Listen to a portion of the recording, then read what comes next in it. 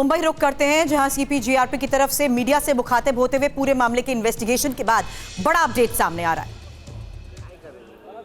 चेतन सिंग यानं तिथून पळून जाण्याचा, गाडीतून उतरून पळून जाण्याचा प्रयत्न केला।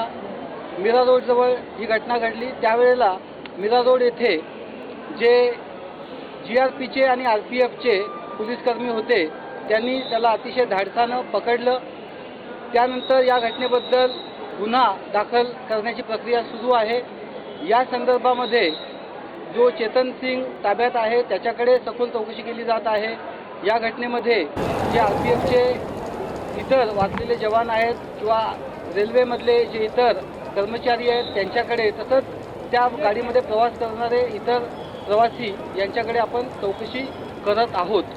आणि त्यामुळे ही जी काही घटना घडली आहे या घटनेबद्दल जो काही गुन्हा दाखल होईल त्याचा अगदी सखोल तपास केला जाईल।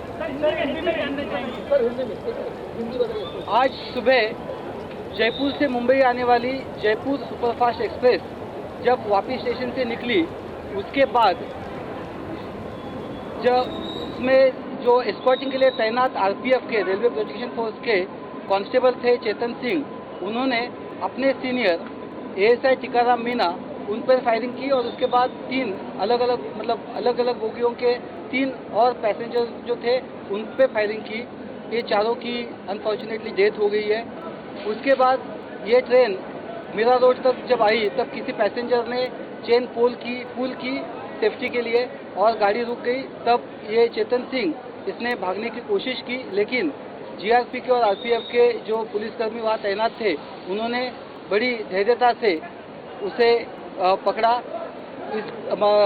इस मामले में ऑफेंस रजिस्टर किया जा रहा है और जो रेलवे के कर्मचारी है, जो आरपीएफ के कर्मचारी है, जो पैसेंजर्स है, उनके पास छानबीन करके इसे प्रॉपर इन्वेस्टिगेशन करके इन डेप्थ इन्वेस्टिगेशन किया जाएगा। जिसमें साफ तौर पे ये पाकिस्तान की बात और जो है योगी और मोदी की बात कर रहे हैं, उनको वोट देने की बात कर रहे हैं। इस वीडियो के बारे में क्या अभी तक आप लोगों ने तफ्तीश किया है? इस मामले में जो ऑफेंस रजिस्टर किया जा रहा है, चेतन सिंह से बहुत इन डेप्थ जो इंट्रोगेशन है हम लोग कर रहे हैं। जो बाकी इन्वेस्टिगेशन में जिस तरह के स्टेटमेंट्स आ रहे हैं, जिस तरह के वीडियो आ रहे हैं, सबकी छानबीन की जाएगी। It is too early to come to और जंप टू सम कंक्लूजन। किसी भी मामले में कंक्लूजन तक पहुंचने के लिए आपको भी मालूम है कि हर चीज़ को बहुत गहराई में जाके उसकी छानबीन करनी होगी और पुलिस इसके गहराई में जाके छानबीन करेगी। क्या बताया सर, आरोपी ने क्या कारण बताया, क्यों फायरिंग की है? तो फिलहाल सीपी जीआरपी रविंद्र शिशवे मीडिया से बातचीत करते हुए बता रहे हैं कि किस तरीके से पूरे मामले की इन्वेस्टिगेशन की जा रही है। राजीव, भले ये कहा जा रहा हो it's too early to tell कि आखिर किस मकसद से आज उसने ये मास फायरिंग की है, लेकिन अभी तक की जांच के बाद क्या खुद कहा चेतन ने? बिल्कुल, देखिए अभी जो पुलिस को बयान दिया है चेतन ने, उसमें चेतन ने यही बात कही है कि उसने सबसे पहले एएसआई को गोली मारी और उसके बाद में बाकी 3 यात्रियों को गोली मारी और कुल 4 लोगों की मौत इस घटना में हुई है। खुद जीआरपी के कमिश्नर रविंद्र शिशवे ये बात अपनी ब्रीफिंग में कह रहे हैं, लेकिन साथ में वो ये भी कह रहे हैं कि अभी यह कह पाना बहुत जल्दबाजी होगी कि आखिर इस घटना के पीछे वजह क्या है। सवाल उनसे ये भी पूछा गया, जो वीडियो TV9 भारतवर्ष के पास में है, जो बेहद विवादास्पद जिसमें ऑडियो सामने आ रही है, उस वीडियो के बारे में जब पूछा गया तो उन्होंने ये कहा कि it's too early to say anything, यानी कि अभी बहुत जल्दी होगा इस बारे में कोई कहना। इस वीडियो की भी जांच पड़ताल की जाएगी, जरूरत पड़ेगी तो फॉरेंसिक टीम की भी मदद ली जाएगी। इस वीडियो को फॉरेंसिक टीम को भेजा जाएगा, चूंकि ये भी हो सकता है कि इस वीडियो में किसी तरह की कोई छेड़छाड़ हुई, लेकिन इस वीडियो के बाद में कई तरह की थ्योरी सामने आ रही है। हालांकि पुलिस की अभी तक की जांच पड़ताल में बात सामने आई है कि पहले आरोपी चेतन सिंह ने एएसआई को गोली मारी, उसके बाद में यात्रियों को गोली मारी। लेकिन उसने ऐसा क्यों किया? यही सबसे बड़ा सवाल है। नाराजगी क्या वाकई सिर्फ ट्रांसफर को लेकर है?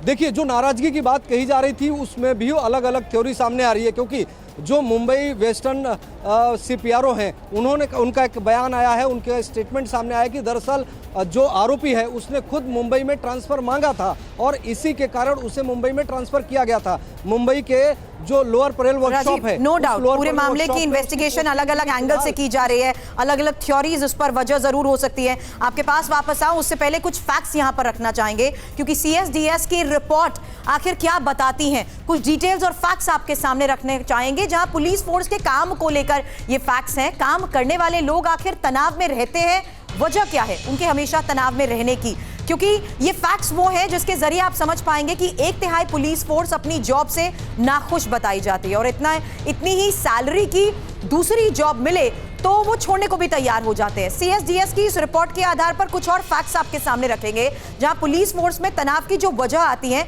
उसकी डिटेल समझिए। फोर्स में तनाव की बड़ी वजह वर्कलोड भी बताया जाता है, पर्सनल लाइफ की कमी ये दूसरी बड़ी वजह सामने आई है रिपोर्ट के आधार पर। हालांकि परिवार से उनकी दूरी भी महत्वपूर्ण वजह है।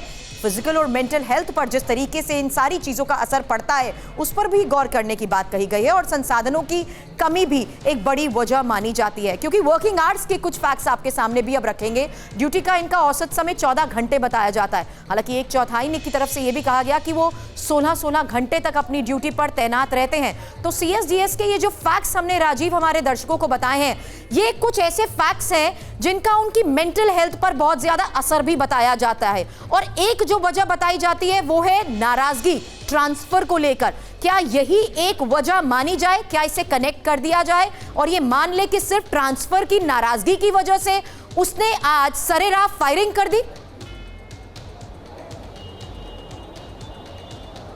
देखिए, जो ट्रांसफर की जो नाराजगी की वजह ट्रांसफर बताया जा रहा था, उसमें अब एक अलग थ्योरी जुड़ गई है। जैसा कि मैं पहले बता रहा था, जो सीपीआरओ है वेस्टर्न रेलवे के, उनके अंडर में गुजरात तक का पूरा एरिया आता है, तो वो खुद कह रहे हैं कि ट्रांसफर खुद चेतन ने ही मांगा था, इसीलिए भावनगर से मुंबई ट्रांसफर किया गया था। तो इस वजह से नाराजगी हो, ये बात अभी इन्वेस्टिगेशन का विषय है। लेकिन क्या किसी तरह का कोई प्रेशर था, किसी अधिकारी का कोई प्रेशर था, किसी वजह से तनाव में था, क्या कोई पारिवारिक वजह थी, क्या ड्यूटी वर्क टाइम बहुत ज्यादा था जिस वजह से मानसिक और शारीरिक रूप से परेशान चल रहा था, ये तमाम अलग अलग चीजें हैं जिसको हर एक एंगल से जांच पड़ताल की जाएगी। ये एक बड़ी बात आपने राजीव आपने बताई है। एक और कुछ फैक्ट्स वर्किंग आवर्स को लेकर भी रखना चाहूंगी, लेकिन हमारे सहयोगी राजीव बता रहे हैं कि ट्रांसफर की डिमांड खुद चेतन की तरफ से की गई थी और वैसा हुआ भी। हालांकि पुलिस फोर्स पर वर्कलोड जो सबसे ज्यादा बताया जाता है, अक्सर उन्हें लंबी ड्यूटी करनी पड़ती है। कुछ फैक्ट्स आपके सामने हैं काम के घंटों को लेकर, क्योंकि 24% ऐसे पुलिस फोर्स हैं जो 16 से ज्यादा घंटे तक काम पर तैनात रहते हैं, 20% ऐसे जो 13 से 16 घंटे तक ड्यूटी पर तैनात रहते हैं,